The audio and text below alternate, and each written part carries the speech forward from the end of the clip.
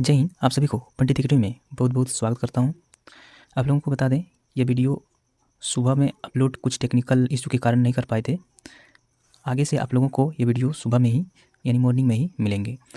तो आज के वीडियो के माध्यम से हम लोग मॉडल प्रैक्टिस सेट नंबर 10 को पूरा कवर करने वाले हैं। तो आइए वीडियो को शुरू करते हैं। एक नंबर है, भारत के संविधान के किस अनुच्छेद के अंतर्गत हिंदी को शासकीय भाषा घोषित किया गया? भारत के संविधान के किस अनुच्छेद के अंतर्गत हिंदी के शासकीय भाषा घोषित किया गया? तो किस अनुच्छेद में किया गया है? तो ये किया गया है आपका 343 में। 343 में किया गया है। 2 नंबर है, निम्न में से अंतःरथ व्यंजन कौन सा है? निम्न में से अंतःरथ व्यंजन इनमें से कौन सा है? तो इसमें से कौन सा है? तो ये आपका वो है। इसका राइट आंसर हो जाएगा सी नंबर। 3 नंबर है, सेसव शब्द संज्ञा शब्द है। सेसव शब्द जो है संज्ञा का कौन सा शब्द है? तो ये है आपका भाववाचक संज्ञा। ये है कौन सा? ये हो जाएगा भाववाचक संज्ञा। आगे है पुल्लिंग व्यापक शब्द छाटिए। पुल्लिंग व्यापक शब्द इसमें से क्या हो जाएगा? ये हो जाएगा आपका कैमरा। कैमरा हो जाएगा ये पुल्लिंग। बाकी पायल, तलवार, प्लेट जो है ये आपका हो जाएगा स्त्रीलिंग। 5 नंबर है, रेखांकित शब्द का बहुवचन बताइए। यानी कि इसमें है बारिश के कारण नदी का बहाव तेज हो गया। इनका बहुवचन क्या हो जाएगा? तो वैसे तो नदी का जो होता है बहुवचन वो होता है नदियों होता है। लेकिन यहाँ पर वाक्य को ध्यान में रखते हुए इसका राइट आंसर हो जाएगा आपका ये हो जाएगा नदियाँ हो जाएगा। नदियाँ इसका राइट आंसर हो जाएगा बी नंबर। 6 नंबर है, निम्नलिखित में से कौन सा प्रश्नवाचक सर्वनाम का उदाहरण नहीं है? इनमें से कौन सा शब्द प्रश्नवाचक का सर्वनाम का उदाहरण नहीं है? तो ये कौन सा हो जाएगा? ये हो जाएगा उसको। इसका राइट आंसर हो जाएगा सी नंबर। 7 नंबर है, पापी में कौन सा विशेषण है? पापी में कौन सा विशेषण है? तो यह है आपका गुणवाचक विशेषण।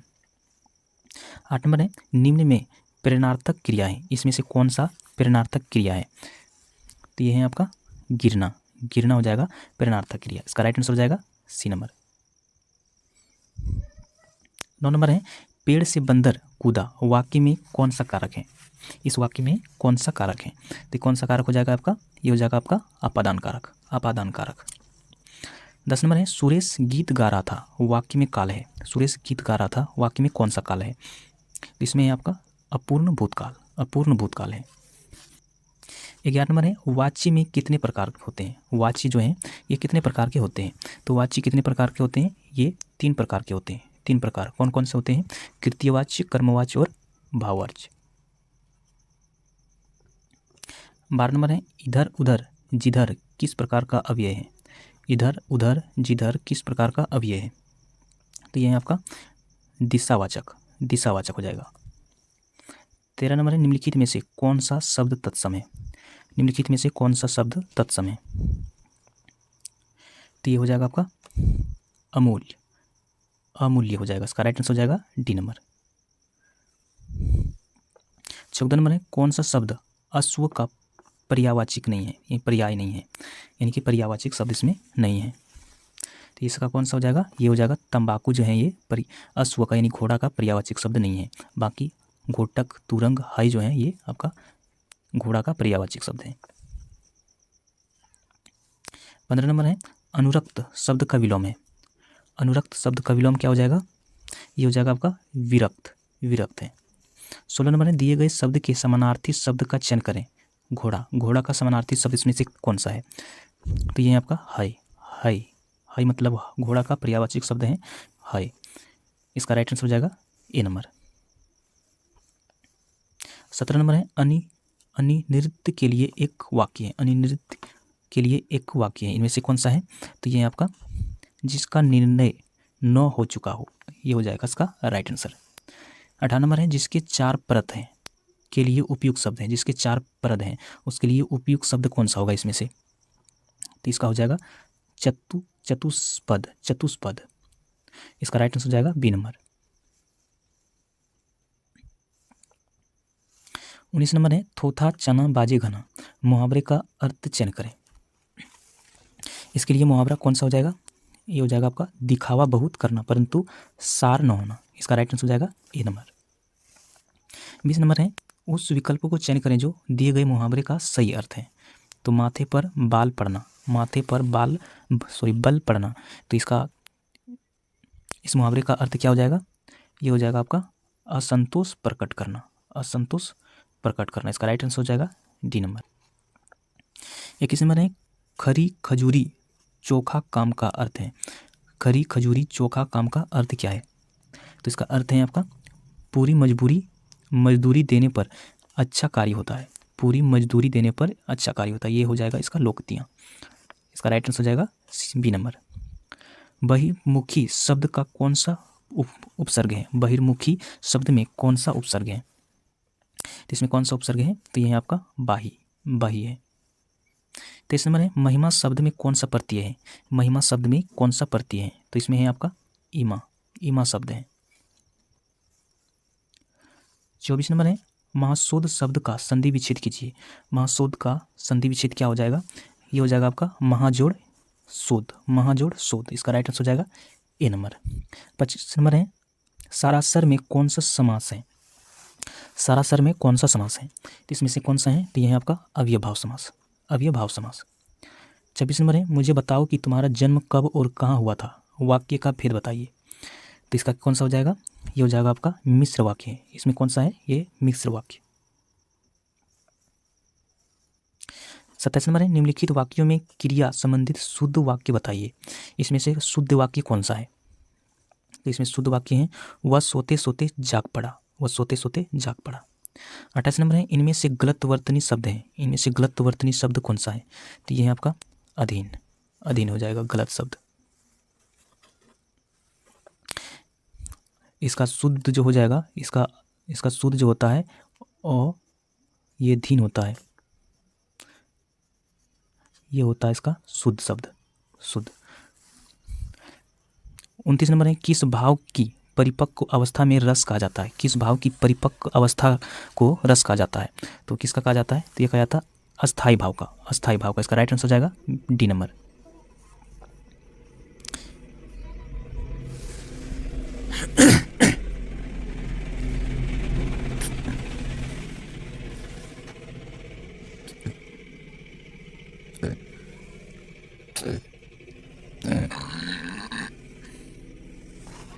तीस नंबर है प्रेम सागर किसकी रचना है? तो ये किसकी है? तो ये है लल्लू लाल जी की।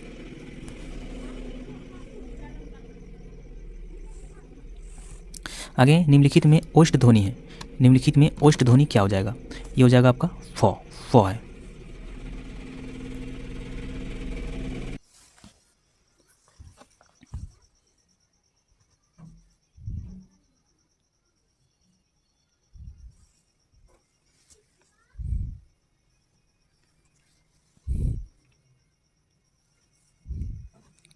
बत्तीस नंबर है श्री कामता प्रसाद गुरुजी के अनुसार विराम चिन्ह को किस भाषा से लिया हुआ माना जाता है? तो ये किस भाषा से लिया हुआ माना जाता है? तो ये माना जाता है अंग्रेजी से। 33 नंबर है संस्कृत उपसर्ग युक्त शब्द नहीं है। तो ये कौन सा हो जाएगा इसमें? ये हो जाएगा आपका लाचार। इसका राइट आंसर हो जाएगा सी नंबर। 34 नंबर है निम्नलिखित शब्द में किस एक का लिंग परिवर्तन हिंदी भाषा में प्रचलित नहीं है? निम्नलिखित शब्द में किस एक का लिंग परिवर्तन हिंदी भाषा में प्रचलित नहीं है? तो किसका नहीं है? ये कोयल का। इसका राइट आंसर हो जाएगा सी नंबर। 35 नंबर है वह अगले साल आएगा इस वाक्य में कौन सा कारक है? वह अगले साल आएगा इस वाक्य में कौन सा कारक है? तो ये है आपका अधिकरण कारक। 36 नंबर है मनोहर शब्द में संधि है। मनोहर शब्द में कौन सा संधि है ये? तो ये है आपका विसर्ग संधि है। 37 नंबर है अकाल पीड़ित में समास होगा। अकाल पीड़ित में कौन सा समास है? तो इसमें है आपका तत्पुरुष है। 38 नंबर है रचना की दृष्टि से क्रिया का भेद है। रचना की दृष्टि से क्रिया का भेद कितना है? तो ये है आपका 2 भेद है। 2 भेद कौन कौन से हैं? तो ये एक सकर्मक क्रिया और एक अकर्मक क्रिया। 39 नंबर है भक्ति का अर्थ नहीं है। भक्ति का अर्थ इनमें से कौन सा नहीं है? इनमें से कौन सा नहीं हो जाएगा? ये हो जाएगा आपका कविता। 40 नंबर है तिमिर शब्द का विलोम है। तिमिर शब्द का विलोम कौन सा हो जाएगा? ये है आपका आलोक है। अब है अनुच्छेद पर आधारित प्रश्न।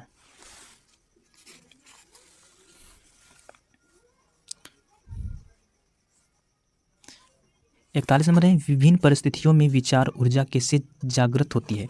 विभिन्न परिस्थितियों में विचार ऊर्जा कैसे जागृत होती है, तो कैसे होती है ये, तो ये होती है आपका मनुष्य के स्वयं विचार करने से, मनुष्य के स्वयं विचार करने से। इसका राइट आंसर हो जाएगा बी नंबर। 42 नंबर है विचार रूपी नेत्र को असाधारण मानने का कारण यह है कि, इसमें से कौन सा हो जाएगा, ये हो जाएगा आपका इससे किसी समस्या के आर पार देखने की दृष्टि प्राप्त होती है। इसका राइट आंसर हो जाएगा बी नंबर। 43 नंबर है विचार शून्य मानव के जीवन को यंत्रवत जीवन इसलिए कहा जाता है क्योंकि वह जीवन में शुभ के दर्शन से वंचित रहता है, इसलिए। इसका राइट आंसर हो जाएगा सी नंबर। 44 नंबर है आचार किसका अनुसरण करता है। आचार किसका अनुसरण करता है, तो ये किसका करता है, तो ये करता है विचारशील मनुष्य का, विचारशील मनुष्य का।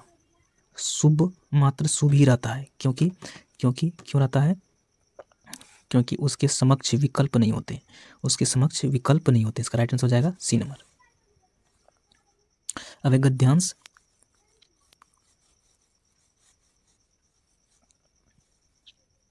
छियालीस नंबर है भारतीय जनमानस में रामलीला जिन जीवन मूल्यों के सुप्रतिष्ठित करता है वे क्या हो जाएगा, वे हैं धर्म के प्रति राम और अधर्म के प्रति क्षोभ। इसका राइट आंसर हो जाएगा ए नंबर।